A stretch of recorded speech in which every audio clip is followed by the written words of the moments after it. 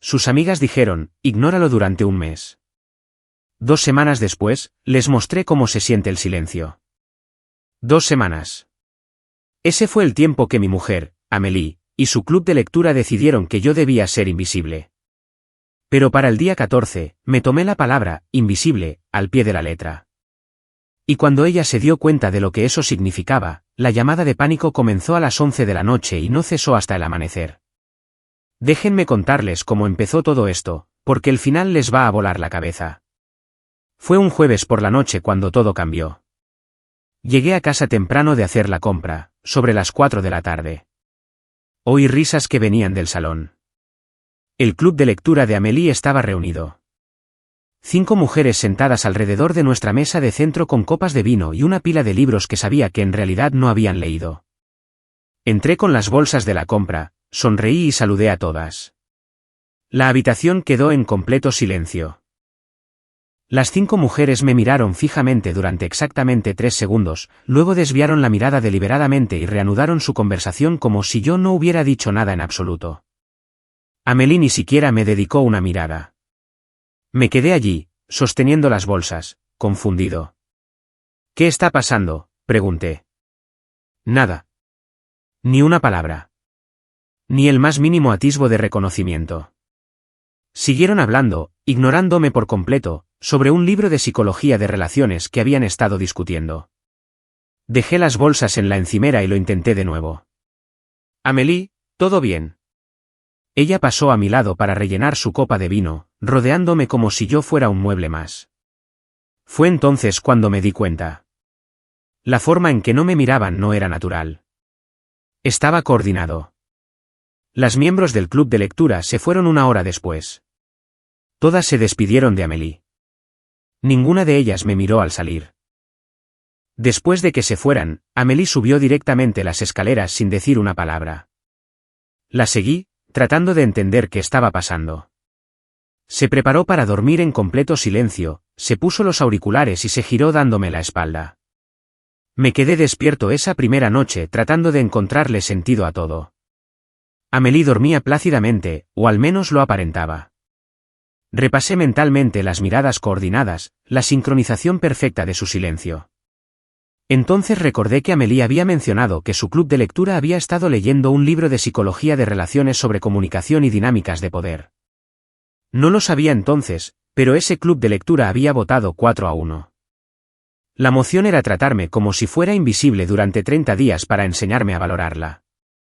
Amélie estaba a punto de aprender una lección muy diferente. A la mañana siguiente, viernes, preparé café. Amélie bajó y se preparó el suyo usando una taza diferente. Intenté una conversación casual. ¿Dormiste bien? Silencio.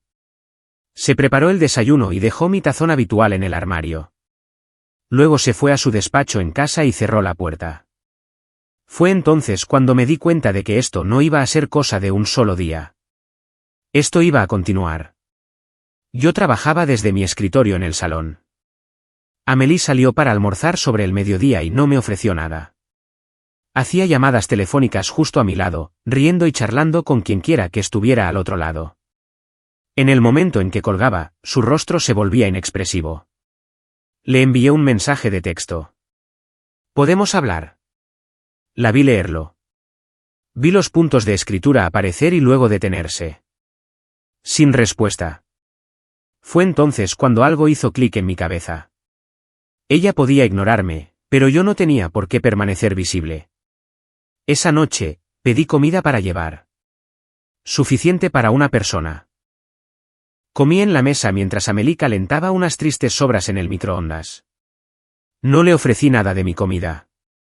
Ella echó un vistazo a mi plato, y luego apartó la vista rápidamente. Capté el destello de frustración en su rostro. Esto es lo que me di cuenta, ella esperaba que yo siguiera sirviéndola mientras me ignoraba. Así no funcionaba ser invisible. El sábado por la mañana, rompí nuestra rutina habitual. Normalmente, yo hacía los trabajos de jardinería los sábados. Esta vez, dormí hasta las 10. Amélie vino a la puerta del dormitorio 2 veces. Oí sus pasos, la oí detenerse, la oí irse. Sobre las 11, la oí abajo, al teléfono. No sé, todavía está en la cama. El jardín tiene un aspecto terrible. Me quedé en la cama hasta el mediodía. Cuando finalmente me levanté, me preparé un desayuno elaborado y dejé la cocina un poco desordenada. Luego me senté en mi ordenador y empecé a investigar algo en lo que no había pensado en años, la fotografía. Solía ser fotógrafo de paisajes, no solo como afición, sino en serio. Había tenido exposiciones en galerías, vendido copias, pasaba cada fin de semana fotografiando el amanecer en los Alpes o la hora dorada en París. Pero con los años, Amélie se había quejado, demasiado tiempo fuera, demasiado dinero en equipo, la casa necesitaba atención. Poco a poco, había dejado de salir, vendí algunos de mis objetivos. Mi buena cámara acabó enterrada en el armario, debajo de cajas con sus materiales de manualidades que nunca usaba. Pero si de todos modos era invisible, podía hacer lo que quisiera, empezando por las cosas que había abandonado. Saqué mi Canon con 3 objetivos y lo dispuse todo sobre la mesa del comedor para limpiarlo. Amélie bajó mientras yo trabajaba. Se detuvo en seco, mirando el equipo extendido sobre la mesa. Su boca se abrió como si fuera a decir algo. Luego recordó su juego y la cerró de golpe. En su lugar, cogió su bolso y salió de la casa dando un portazo. El golpe de la puerta principal hizo temblar las paredes. La oí por la ventana, hablando por teléfono. Lo está haciendo a propósito. Sé que lo está haciendo. Tenía razón. Lo estaba haciendo absolutamente a propósito. El domingo por la mañana, me levanté a las 6, cargué mi equipo fotográfico y conduje hasta el bosque de Fontainebleau. Pasé 4 horas fotografiando el amanecer, la niebla rodando por los valles, los excursionistas en los senderos. No le envié un mensaje a Amélie, no le dije a dónde iba. Regresé a las 11 y la encontré paseando nerviosamente por la cocina. Cuando entré, su rostro se inundó de alivio. Luego recordó que no podía reconocerme y el alivio se convirtió en ira. Apretó la mandíbula. Quería saber dónde había estado, pero preguntarme significaba admitir que yo existía. Pasé la tarde editando fotos en mi ordenador. Amélie merodeaba cerca, haciendo tareas innecesarias, mirando constantemente mi pantalla. Estaba editando una toma del amanecer a través de la niebla y la pillé mirando fijamente la imagen. A ella solía encantarle mi fotografía. Nuestras miradas casi se cruzaron. Apartó la vista rápidamente. Esa noche, cociné pasta para mí, solo una ración, usando los buenos ingredientes, el parmesano caro. Amélie se preparó una ensalada y se sentó frente a mí, mirando sus tristes hojas verdes mientras el olor de mi cena llenaba la cocina. Se levantó y subió las escaleras. La oí llorar. Por un momento, me sentí culpable. Luego recordé que ella eligió esto. Cada uno de los silenciosos minutos. Llegó el lunes, día 5. Me apropié del dormitorio de invitados como mi oficina. Metí mi escritorio, mi segundo monitor, mi silla buena, y colgué mis fotografías en las paredes. Amélie apareció en el umbral, observándome reorganizar los muebles. Parecía en conflicto, como si quisiera oponerse, pero no pudiera sin hablar. Se encerró en su propio despacho. El portazo resonó por toda la casa. Más tarde esa tarde, bloqueé mi calendario, tiempo de fotografía, de 5 a 7 p.m. todas las tardes. Me di cuenta de que Amélie tenía programada una fiesta de bebé para el próximo sábado a la que esperaba que yo asistiera. Lo borré de mi calendario y añadí en su lugar, sesión en Fontainebleau. La oí jadear desde la otra habitación. Apareció en el umbral de mi puerta sosteniendo su teléfono, señalando el calendario, con la cara roja de ira. ¿Necesitabas algo?, pregunté con calma. Se dio la vuelta y se fue sin decir una palabra. Cada cambio que hacía, cada espacio que reclamaba, era otra grieta en su control. Esa noche, conduje hasta el Jardín de Luxemburgo para la hora dorada, estuve fotografiando durante 2 horas, hablé con otros fotógrafos que conocí allí y me di cuenta de lo aislado que me había vuelto. Llegué a casa a las 8 y encontré a Amélie cenando cereales. Me fulminó con la mirada, a mí, a mi cámara, a la libertad que estaba reclamando. Martes, día 6. Esa mañana, recibí un mensaje de un viejo amigo, Etienne, alguien con quien solía hacer fotos todos los fines de semana antes de Amélie. Había visto mis publicaciones en Instagram. Tío, qué bueno verte de nuevo en acción. ¿Quieres tomar un café? Me reuní con él en un local en Le Marais. Hablamos durante 2 horas sobre cámaras, composiciones y próximas sesiones. Me preguntó dónde había estado. Le conté la versión corta. Estuve ocupado. La vida. Ya sabes cómo es. Me miró como si supiera que había más en la historia.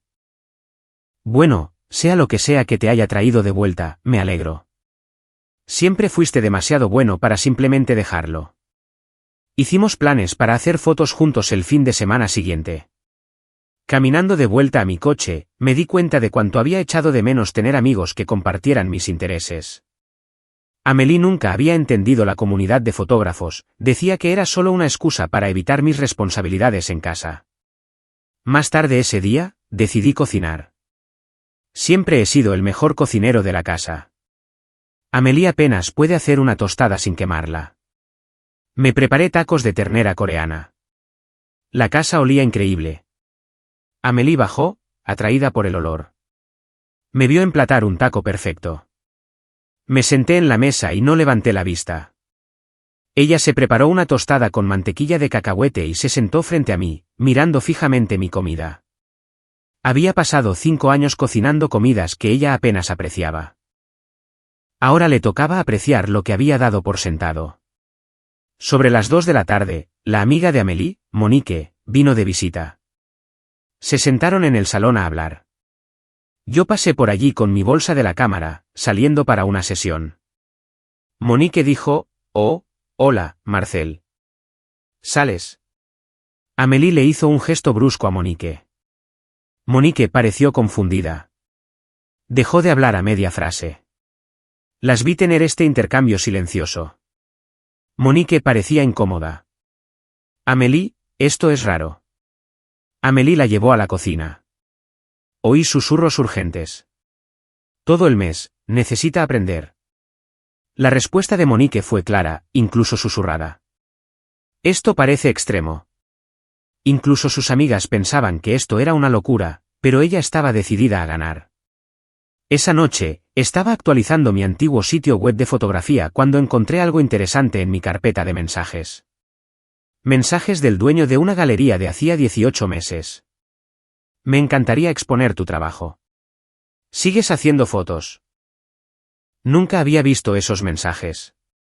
Revisé mi carpeta de spam. 3 mensajes más de galerías, todos filtrados por alguien que no era yo. No solo había desanimado mi fotografía. La había saboteado activamente. Esa noche, dejé de sentirme culpable por los tacos. Miércoles, día 7. Revisé nuestras cuentas bancarias. Teníamos finanzas separadas, pero un fondo doméstico compartido. Yo había estado contribuyendo con 56,000 pesos mexicanos al mes. Amélie contribuía con 24,000 pesos, pero ese fondo compartido pagaba las cuotas de su club de lectura, su suscripción de vino, sus materiales de manualidades que nunca usaba. Creé una hoja de cálculo mostrando el desequilibrio y la imprimí. La dejé en la encimera de la cocina con una nota adhesiva, el nuevo presupuesto empieza el mes que viene. Amélie la encontró sobre el mediodía. Se quedó mirándola durante 5 minutos completos. Luego cogió su teléfono y llamó a alguien. Está siendo un completo. Sí, todavía no me habla, pero ahora está cambiando nuestro acuerdo financiero. ¿Puede siquiera hacer eso? Una pausa mientras escuchaba. Sé que es su dinero, pero teníamos un acuerdo. Otra pausa. Su rostro se descompuso. Bien, pero es exactamente por esto que estamos haciendo esto. Necesita recordar cuál es su lugar. Su lugar. De eso se trataba realmente. Empecé a buscar abogados de divorcio en París esa tarde. Solo mirando. Aún no estaba listo para llamar.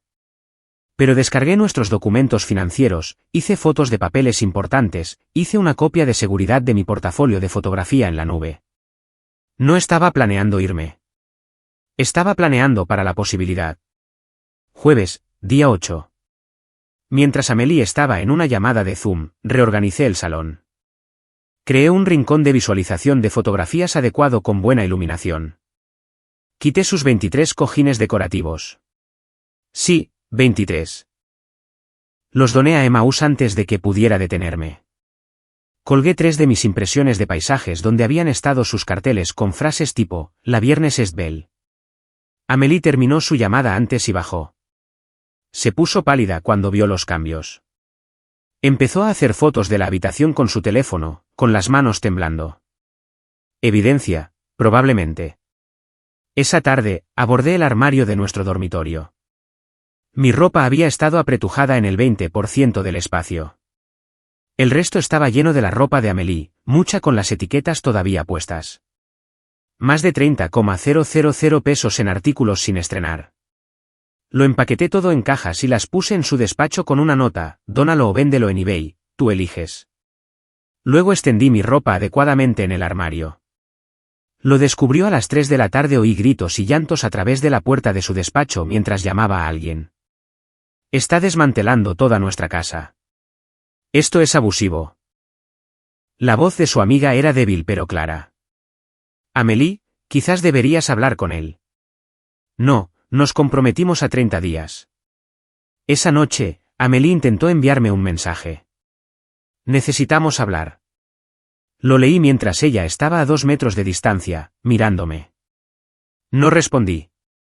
Simplemente puse mi teléfono boca abajo y volví a editar fotos. Quería cambiar las reglas porque estaba perdiendo. No estaba interesado en renegociar. Viernes, día 9.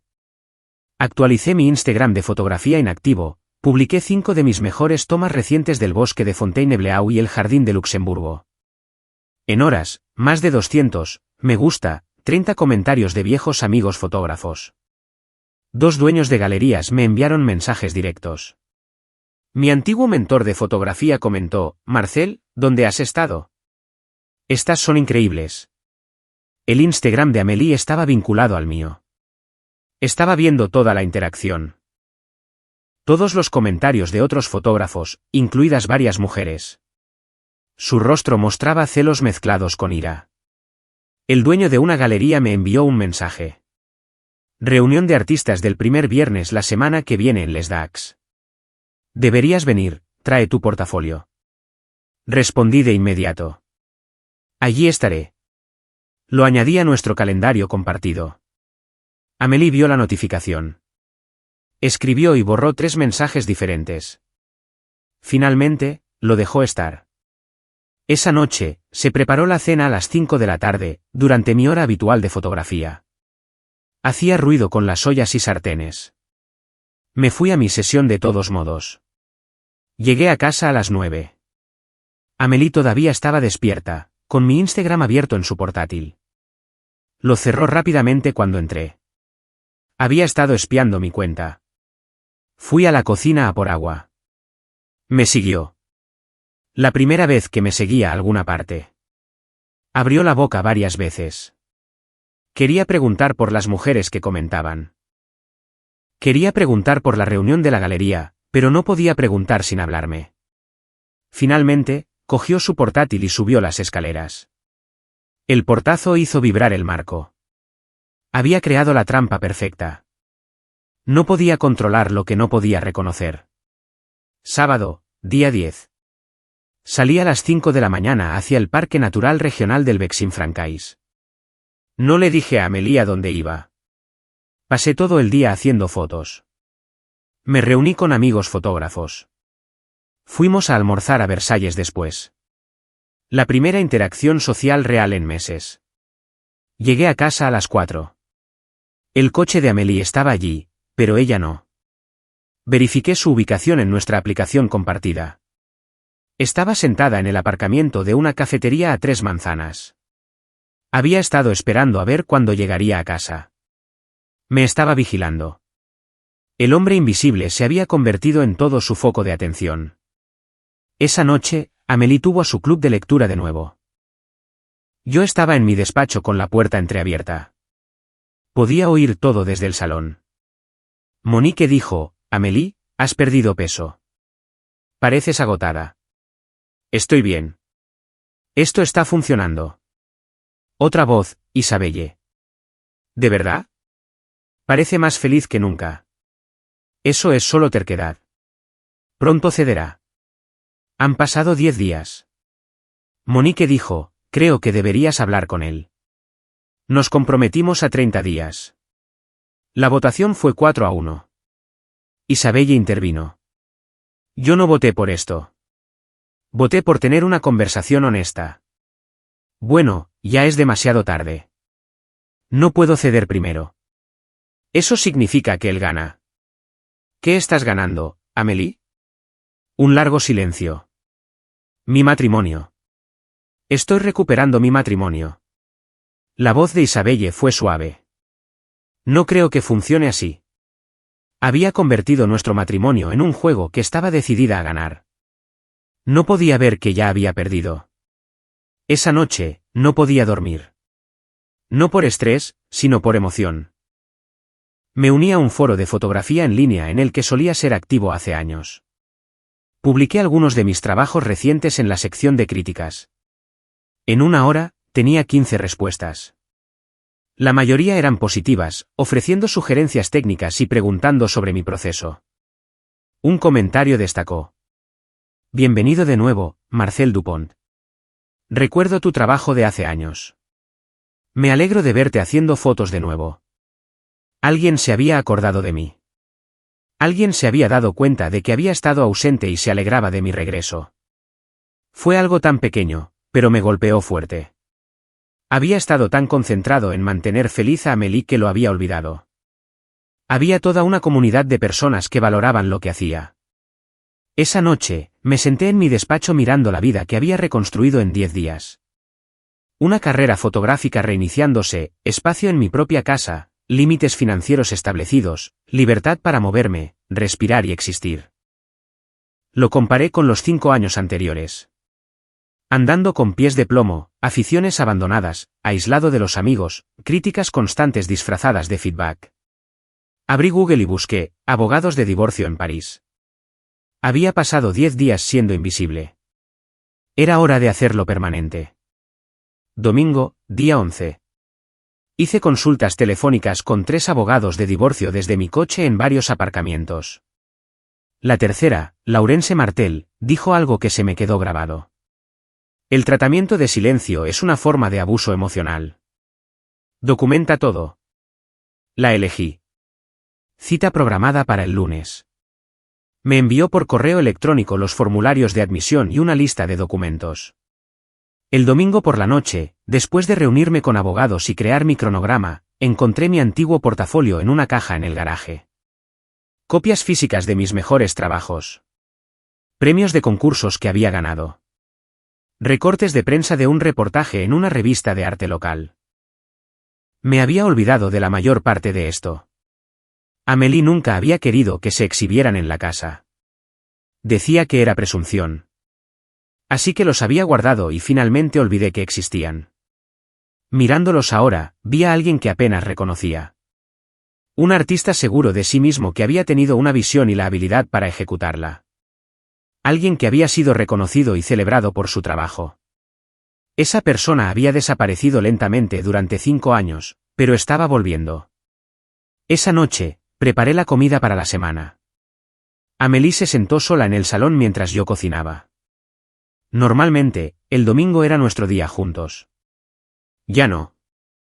Repartí todo en recipientes y los etiqueté. No preparé nada para ella. Pidió comida por Uber Eats por tercera vez esa semana. El repartidor nos miró a ambos con incomodidad.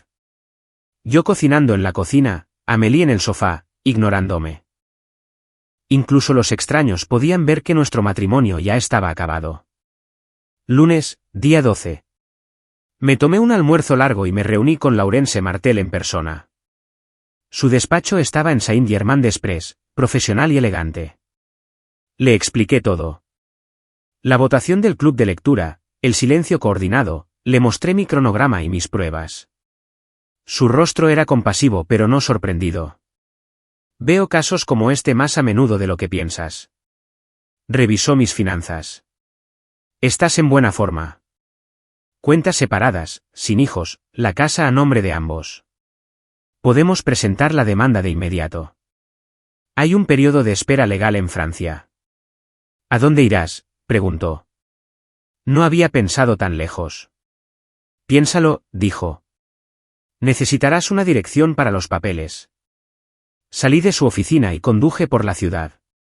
Me di cuenta de que podía permitirme mi propio lugar. Sin mantener los gastos de Amélie, tenía dinero. Me detuve en un edificio nuevo cerca del Jardín de Luxemburgo y visité un apartamento de un dormitorio con enormes ventanales. Luz perfecta para editar fotos.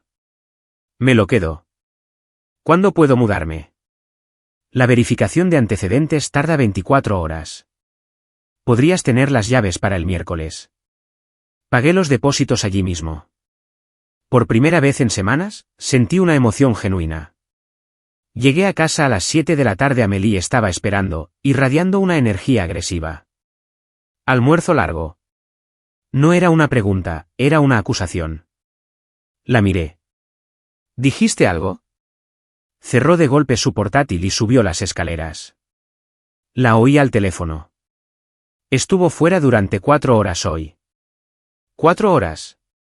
Su amiga respondió. Amélie, no puedes seguirle la pista si no le estás hablando. Soy su esposa. Entonces compórtate como tal. Silencio por parte de Amélie. Solo me quedan 20 días.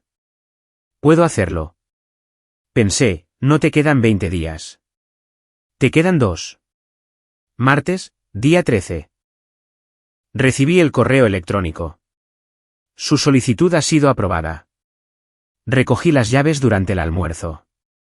Recorrí mi apartamento vacío con mi cámara. Hice fotos del espacio. Imaginé mi vida allí. Fotografías en las paredes. Mis muebles dispuestos a mi manera. No más andar con pies de plomo. Solo paz. Tenía las llaves de mi nueva vida. Ahora solo necesitaba empacar la antigua. Amélie iba a yoga todos los martes a las 6. Eso me daba 90 minutos. Perfecto. Fui a una tienda después del trabajo y compré 20 cajas de mudanza. Cinta de embalar, rotuladores, plástico de burbujas. Cargué todo en mi coche y aparqué en un parque cerca de nuestra casa. Vi el coche de Amélie salir a las 5:55. Le di 5 minutos para asegurarme de que no volviera. Luego entré en el camino de entrada a las 6 de la tarde en punto. Tenía 90 minutos para volverme verdaderamente invisible. Trabajé rápido y de forma sistemática. Primero el dormitorio, toda mi ropa, zapatos, artículos de aseo. Luego el baño, mis toallas, productos de aseo. El despacho, ordenador, monitores, accesorios de escritorio, archivos. El salón, mis fotografías impresas, todo mi equipo de cámara, trípodes, fotómetros.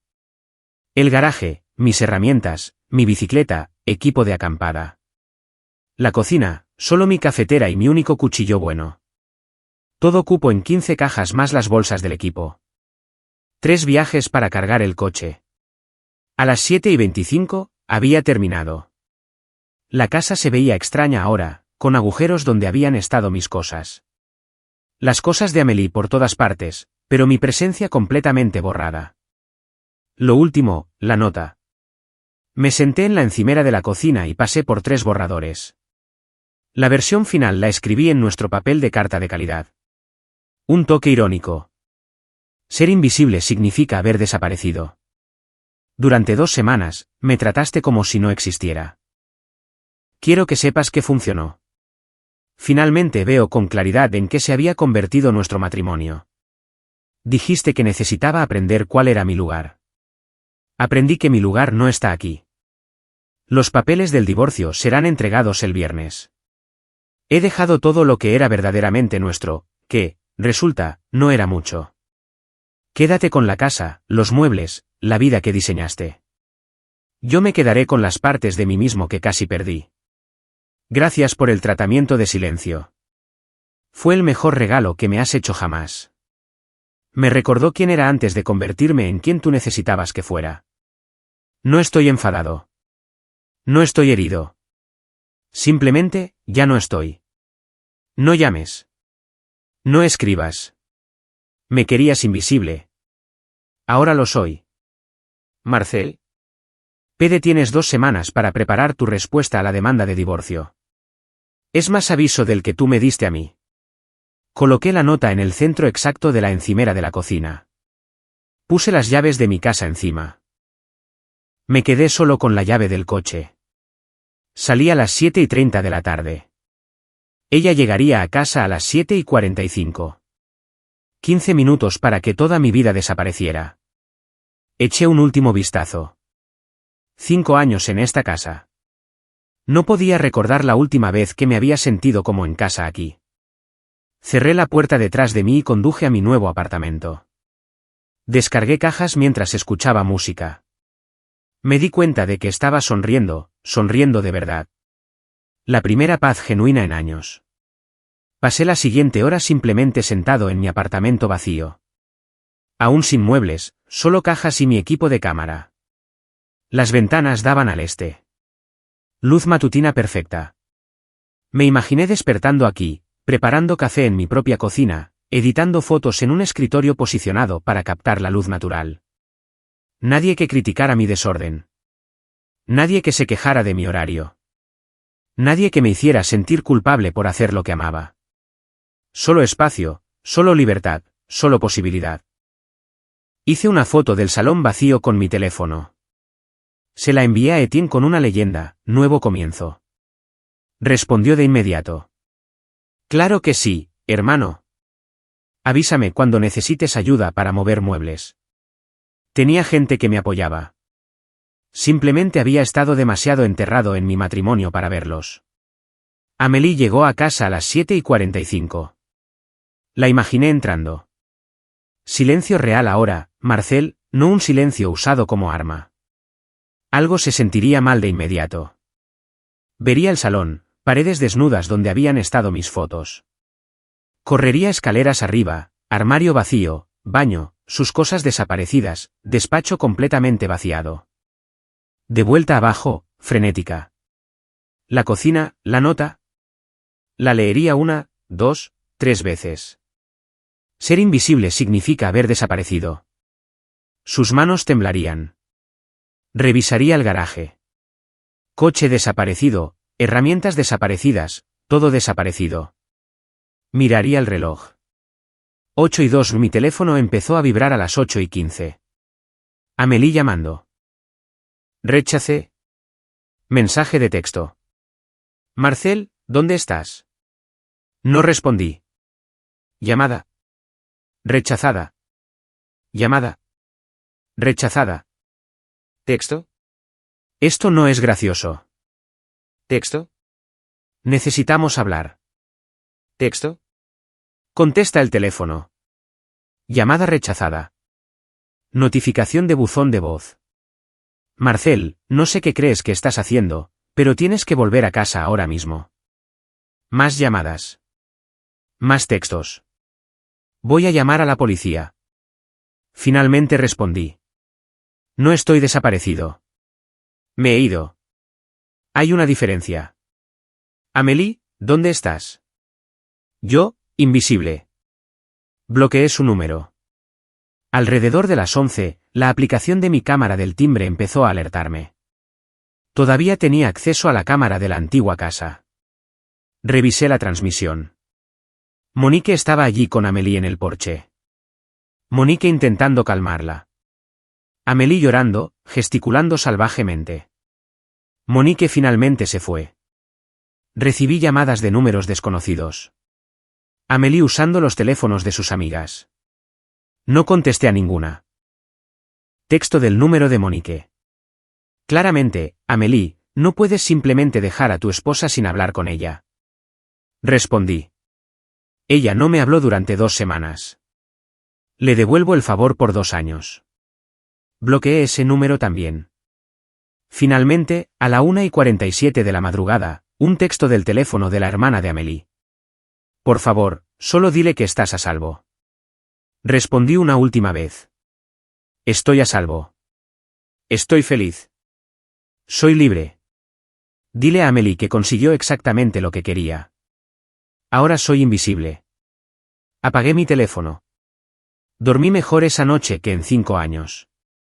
A la mañana siguiente, me desperté en mi nuevo apartamento con la luz del sol entrando por las ventanas. Sin tensión en mis hombros. Sin un nudo en el estómago, solo calma. Hice café con mi cafetera rescatada.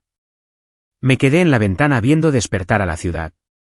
Cogí mi cámara y fotografié la luz de la mañana golpeando los edificios de enfrente. Dorada y cálida y llena de promesas. Mi teléfono tenía 63 notificaciones cuando lo volví a encender. Todas de Amélie o sus amigas. Las borré sin leer y bloqueé los nuevos números. Cambié mi número esa tarde, di el nuevo solo a las personas que importaban, Etienne, mi abogada, los dueños de las galerías, mis amigos de verdad. Los papeles del divorcio fueron entregados el viernes por la mañana como prometí. Día 16. Amélie se opuso inicialmente. Esto es por un juego tonto. Su abogado escuchó nuestra versión y la respuesta fue clara. Una campaña de 2 semanas de tratamiento de silencio no es un juego. Es abuso. Amélie lo intentó todo durante los siguientes 60 días. Lágrimas, negociaciones, ira, promesas de cambiar. Dejó mensajes de voz que nunca escuché. Apareció en mi edificio. La seguridad la rechazó. Envió cartas que devolví sin abrir. Laurence Martel me dijo que estaba pasando por las etapas clásicas. No le des nada. No le di nada. Después de 60 días, Amélie finalmente aceptó la mediación. Me senté frente a ella por primera vez desde el día 14. Se veía diferente, más delgada, cansada, mayor. Intentó hablarme directamente. Laurence la interrumpió. Toda comunicación a través de los abogados, por favor. Los ojos de Amélie se llenaron de lágrimas. No sentí nada. La falta de emoción me sorprendió incluso a mí. El acuerdo fue justo. Se quedó con la casa. De todos modos, no la quería. Dividimos las cuentas compartidas restantes al 50/50. Me debía 168,000 pesos por pagos excesivos al fondo doméstico. Vendería la casa en 6 meses y me daría mi parte del capital. Hecho en 90 minutos. Amélie lo intentó una última vez en el aparcamiento. Marcel, por favor. Pasé a su lado como si no estuviera allí. La ironía no pasó desapercibida para ninguno de los dos. 6 meses después, mi apartamento en París era exactamente lo que necesitaba. Las paredes cubiertas de fotografías impresas. Mi trabajo. Había conseguido 3 exposiciones en galerías de la ciudad. Mi número de seguidores en Instagram llegó a 12,000. Me reincorporé a mi antiguo colectivo de fotografía. La primera exposición fue en un espacio en el Distrito 4. 30 de mis impresiones en las paredes.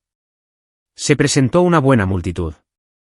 Gente que apreciaba el trabajo, que entendía la visión, que hacía preguntas inteligentes sobre técnica e inspiración. Etienne vino, trajo algunos amigos comunes que no había visto en años. Todos dijeron lo mismo. Te echábamos de menos, tío. Nos alegramos de que hayas vuelto. Una mujer compró 3 impresiones. Dijo que había estado siguiendo mi Instagram y que le encantaba cómo mi trabajo reciente capturaba la libertad y la transformación. Se puede sentir el cambio en tu vida a través de estas imágenes, dijo. Tenía razón. Cada foto de los últimos 6 meses llevaba el peso de la liberación. Se podía ver en las composiciones, en la luz que elegía, en los sujetos que encontraba dignos de capturar. Hacía fotos todos los fines de semana, montañas, costa, calles de la ciudad. Mi calendario social se mantenía lleno de inauguraciones de galerías, paseos fotográficos, reuniones de artistas. Salía con alguien de vez en cuando. Nada serio todavía. Sin prisas. Preparaba mis propias comidas en mi propio horario. No más andar con pies de plomo. No más gestionar las emociones de otra persona. No más sacrificar partes de mí mismo. En la inauguración de una galería donde exponía mi trabajo, otra fotógrafa miró mi serie de montañas. Estas son increíbles, dijo. Se puede sentir la libertad en ellas. Gracias. Son de mi periodo de renacimiento. Ella sonrió. ¿Periodo de renacimiento? Larga historia, pero sí, todas son de los últimos 6 meses. ¿Solo 6 meses? Has estado ocupado recuperando el tiempo perdido. Más tarde, me preguntó si había estado casado. Sí, durante 5 años. ¿Qué pasó? Quería enseñarme una lección sobre ser invisible. Y sonreí. Aprendí. Solo que no la lección que ella pretendía. Una noche tarde en mi apartamento editando fotos, pensé en el hombre que era hace 2 años, con miedo a ocupar espacio, abandonando aficiones para mantener la paz, manteniendo financieramente a alguien que llevaba la cuenta, andando con pies de plomo en su propia casa. Pensé en esa votación del club de lectura, 4-1, hacerlo invisible. Querían enseñarme a valorar las cosas. Lo que aprendí en cambio fue cómo era mi vida sin críticas constantes. ¿Quién era yo cuando dejé de gestionar las emociones de otra persona? ¿Cuánto de mí mismo había sacrificado por una ilusión de paz? Que estar solo era mejor que sentirse solo en una relación. Que invisible significaba libre. 3 meses después, estaba en una cafetería en Montmartre editando fotos. Amélie entró con alguien, tal vez un nuevo novio, tal vez solo un amigo. Nuestras miradas se cruzaron a través de la sala. Se quedó helada. Claramente quería acercarse. Mantuve su mirada por un momento, luego volví a bajar la vista a mi portátil. Un desdén completo. No cruel, simplemente definitivo. Se quedó allí varios segundos. Finalmente, se fue sin pedir nada. Mi amigo, que estaba sentado conmigo, preguntó, ¿era ella? Sí. ¿Estás bien? Miré a mi alrededor, mi trabajo en el portátil, mi bolsa de la cámara a mi lado, mi libertad para estar aquí un miércoles por la tarde. Mi vida exactamente como la quería. Estoy mejor que bien. Soy visible. La gente me pregunta ahora si me arrepiento de cómo terminó. La verdad es que no terminó el día 14 cuando me fui. Terminó 2 semanas antes, cuando Amélie y sus amigas votaron para hacerme invisible. Simplemente, aún no lo sabían. Se suponía que el tratamiento de invisibilidad me enseñaría mi lugar. Hacerme desesperar por su atención. Recordarme cuánto la necesitaba. En cambio, me enseñó cuánto no la necesitaba. Algunas lecciones no son las que pretendías enseñar. Algunos regalos no parecen regalos hasta más tarde. Amélie me dio 2 semanas de silencio, y yo le di exactamente lo que quería. Un marido invisible. Ya no está. En su lugar hay alguien mejor. Alguien que ocupa espacio, que crea arte, que no se disculpa por existir. Hoy en día, cuando la gente pregunta por mi divorcio, les digo la verdad. Mi esposa me trató como si fuera invisible durante 2 semanas. Así que lo hice permanente. La mejor decisión que he tomado en mi vida. No porque dejara de ser invisible para ella, sino porque finalmente me volví visible para mí mismo. Queridos oyentes, este es nuestro final. Si les ha resonado, suscríbanse para apoyar el canal. Nos vemos la próxima vez.